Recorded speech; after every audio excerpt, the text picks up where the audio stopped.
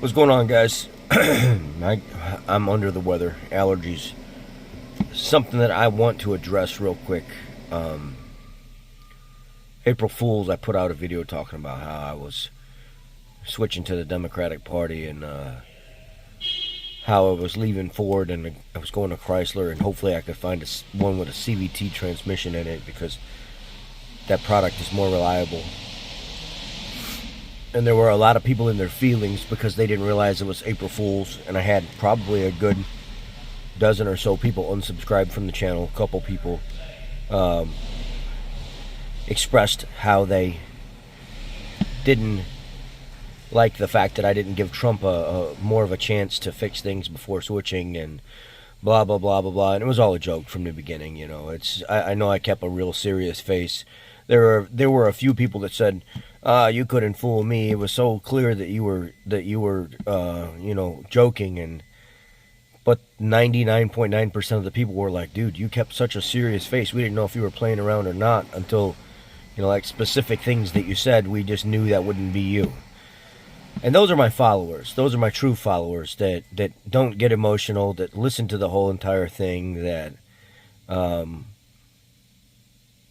just, they get it. It was a joke. So the people that left, the boomers that had 1,000 things to say before they left, good riddance, goodbye.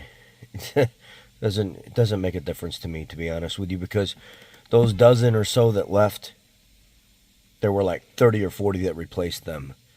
So it's like, whatever, man. Nobody has time for this crap. It was just a joke. It was April Fool's. And I even put it in the comment section, April Fools, gotcha, suckers. And when people went to the comment section, they seen that, and they were like, oh, yeah, you got me. I was hoping you was joking. But a lot of these people, they want to leave comments as they're watching the video instead of watching the video all the way through and then leaving the comments after they get the full context of what the video is about. It's just sad, man. It's sad that adults can't. The one takeaway from this is the fact that adults can't have differences of opinions and still be friends in a lot of situations. And one of them mainly being politically. I don't care if you're a Democrat, a Libertarian, a Republican. I don't believe or follow in the Democratic way, to be honest with you. But I do see some positive in some of it sometimes. And also, with this, I feel the same way with the Republican side.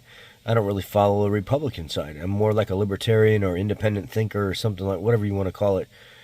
But it just goes to show as adults that we can't support other people because of our own agendas, because of things that we have built up in our own mind that stop us from being friends with somebody else because of their skin color or their ethnicity or what they like, what their preference is, if it's boy or girl, or and it's pretty sad that we can't have these differences and still love one another and be friends, that there are still people out there that have such a problem with following through on how a good adult should act, a good human being should act, and they just don't know how to do it.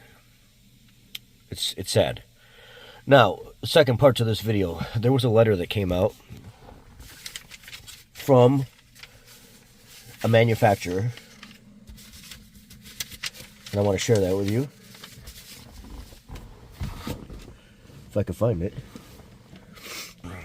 This is a letter from a vehicle manufacturer that I was able to get from sales staff at one of the dealerships.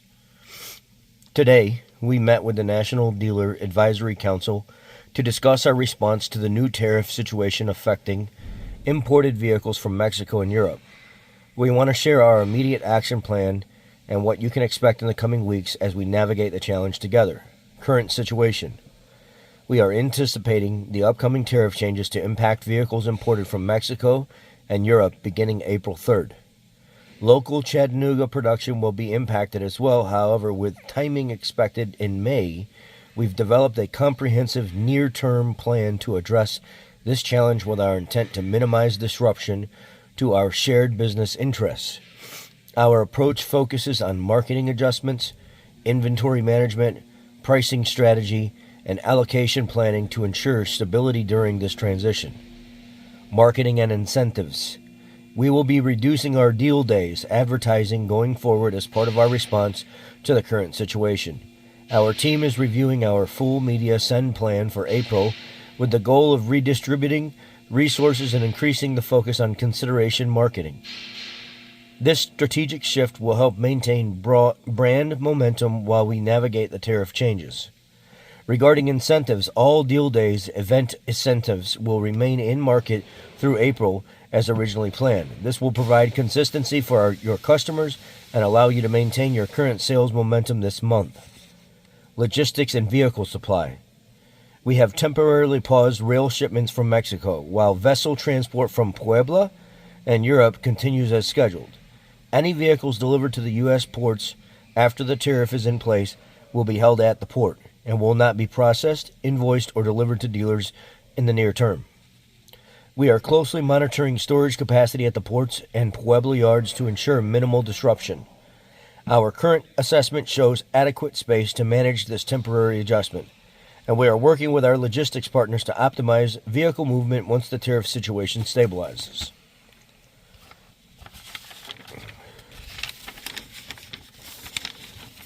Pricing and strategy. When the tariff takes effect, an import fee will be added to the destination charge line item on the Monroney label for affected vehicles. This fee will be aligned at the car line and trim 6-digit level with full pricing details and specific fee amounts to be communicated by mid-April. It's important to note that no vehicles assigned to dealers in early April will have the fee added. Vehicle allocation.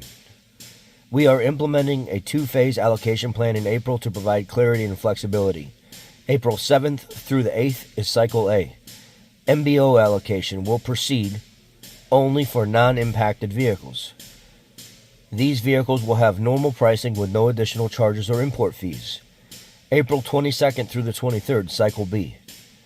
Second allocation window for potentially impacted vehicles. These vehicles may include new import fees. Complete details on fees will be provided before this allocation begins. We recognize the importance of dealer flexibility during this time. We will develop a mechanism for dealers to unassign inventory after fees are announced, giving you the ability to review allocated vehicles with import fees and make adjustments as needed. Process details will be communicated prior to the late April allocation. Next steps in communication. We are committed to keeping you informed throughout the process. Complete pricing strategy details will be communicated by mid-April and will continue to provide weekly updates as the situation evolves. We understand the situation presents challenges, but we are committed to working through this together with transparency and flexibility. Our focus remains on supporting your business while managing this temporary disruption. We will continue to provide regular updates as more information becomes available. So basically, they're cutting supply. They are cutting supply and they are storing vehicles at the ports. And they're cutting supply from Mexico. And there will be some, I'm hearing something like $5,000 to $8,000 in taxes added to each vehicle. But there was a couple finance guys that I was talking to that said it's probably closer to like $7,000 to $10,000 in taxes per vehicle. I don't know that that's true, but if let's just say they say a 25% tariff, it could be true. You never know, or higher. So that's this is how the automotive world is being affected by the new tariff strategy, and this is how they're planning to adjust. And this is only one manufacturer that's doing this. We'll see what happens with the other manufacturers. I'm not going to specify what manufacturer this is right now. Some of you already know, but it's not important. What's important is talking about how this is going to be addressed and how this specific manufacturer is responding to the increased tariffs that we should expect here over the next month. And we'll see how these companies start to adjust to how it's affecting them.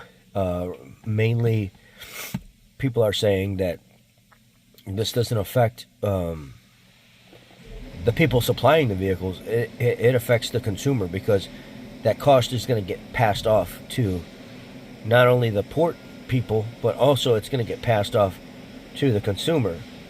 And the port people are not going to be responsible for it. As it said in here, that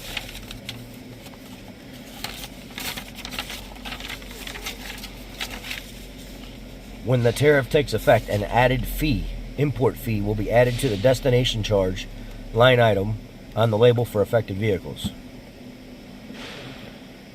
So you, the consumer, you're gonna be the one that ultimately ends up eating it. It's not going to be the manufacturer, the dealer, or anybody else. It's going to be you.